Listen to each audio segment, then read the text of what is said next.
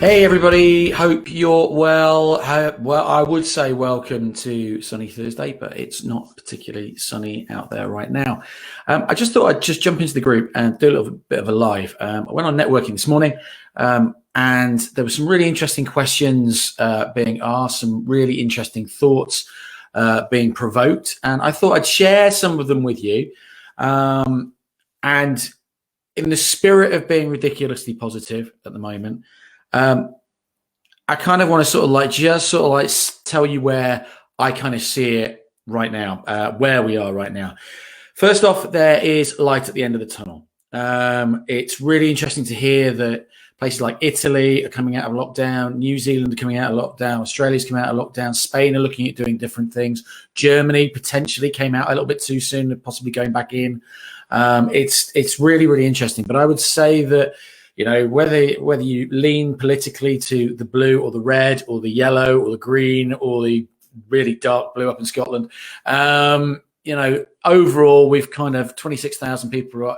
Yes, 26,000 too many. But faced with what we could have potentially had, actually, do you know what? It's not too bad. And for the business point of view, I've really felt a sense over the last couple of weeks that people are fatigued, people are overwhelmed. So can I just apologize that if I've added to that overwhelm in any shape or form, I apologize. What I kind of wanted to sort of like talk to you about was a really interesting point that came out about funding, about all these loans that are going on, about positions of people's businesses, and almost like the new normal. And it was really interesting because it got me thinking. It almost got me to verbalize what I've been thinking over the last couple of weeks, maybe even months, is that there are two elements. All right, okay, there are two elements to this. But if you do kind of take offense to it, I would suggest that perhaps you need to almost ask yourself a question of why you're taking offense to it. And my question to you would be, how serious are you about your business?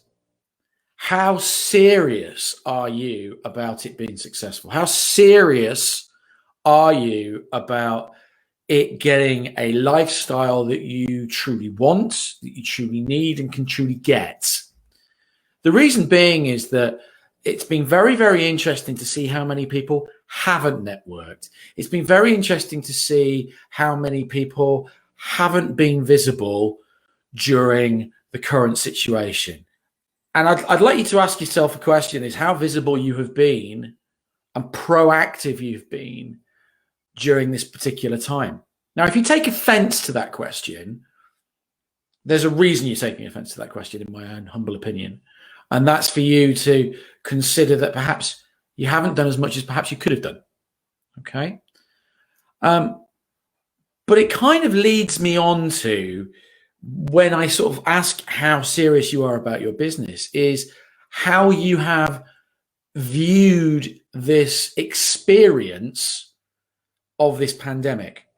Now, I'll give you a little idea. Now, a pandemic and the way that it is has hit us all at the same time. Simon Sinek, my mate Simon Sinek, said that, these aren't unprecedented times. It's just that for whatever reason, things change, and things evolve.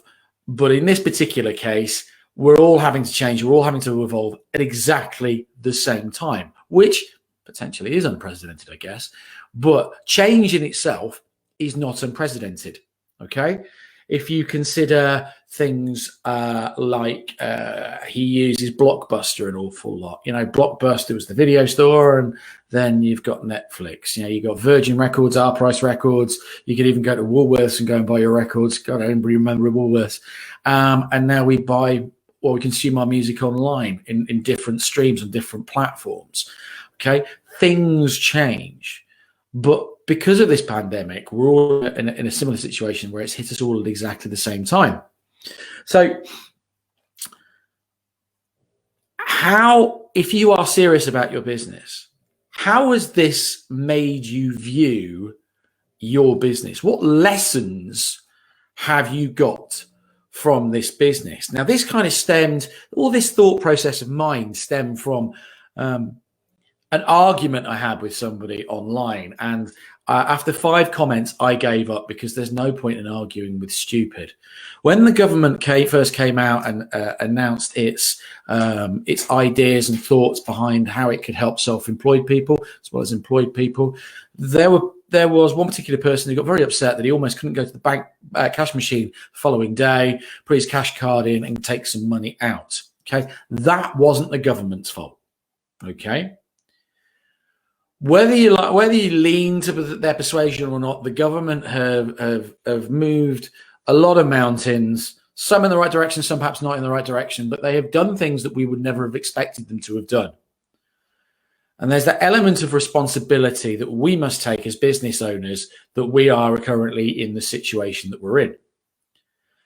So I argued with this individual, okay, so you hadn't put any money to one side, which means that you never assumed that you would ever be ill. You never assumed you would ever be involved in an accident. You never assumed that you would get a critical illness, and you never assumed that you were going to die. Because past those things, everything affects your nearest, your dearest, let alone your business.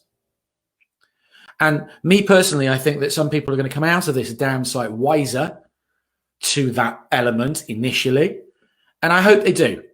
I really hope they do, for their own sake. Touch wood, there is a good chance we'll never go through this pandemic again. I really hope that we don't. But there is a chance that you will fall ill. There is a chance that you will be involved in an accident. There is a chance that you will become critically ill. Unfortunately, there is a very, very, very, very high chance you're going to die. So what can you do to eliminate financial strain to yourself, to your business, and to your nearest and dearest going forward? So there's one consideration. But the other consideration that sort of like popped into my head was a case of, well, does your existing business model work? And for a lot of people, I could quite honestly say, no, it doesn't. And I hope that people have given some time and thought to how their business model can change for them to also insulate and protect them should a situation happen like this again. Now, okay. Now, we've heard of the phrase side hustle. Okay. I've actually heard the phrase multipreneur this week, which I didn't realize was a thing, but apparently is now a thing. And side hustles are good. Okay. Side hustles can be quite lucrative for certain kinds of people. But if you're not one of those kinds of people, I would say that there is almost like a dream. There is like an illusion to it. It's like they call them passive incomes, right? There's no such thing as passive incomes, because actually at the very start you have to work as hard at that income as you would your full-time job, or your part-time, or whatever job you are currently doing, your business, whatever. You have to work as hard to get that up and running, so that obviously as it grows and as the income regularly comes in, then it becomes a passive income. I get that. I understand it. It's like when they say set up an online course and it becomes a passive income. Well, it kind of does. It sort of does, but actually you still need to work at it. It's not particularly passive. Okay. But I would suggest that one of the perhaps easier things that you could do is consider another income within your bigger picture. Okay. So by that, I'm a business coach. Okay. So my bigger picture is to help businesses like you get the business that you deserve for all your hard work. Okay. Now I can do that as I am by doing live presentations like this, or I can do workshops. I can go on stage. I can go and sell my books. I can sell my masterminds, and I can sell one-to-one coaching, which is fine. But that business just revolves around me. I'm not Simon Sinek. I'm not Tony frickin' Robbins. I'm not these guys that have got global reach and have got, great, I've got a team of 100 people or anything like that. But That's my bigger purpose, is to help businesses like you. So what's your bigger purpose? And how, within that purpose, can you have almost not a side hustle, but another income stream that doesn't rely on you and doesn't rely on a certain set of circumstances for it to work? Now, by this, I mean, if you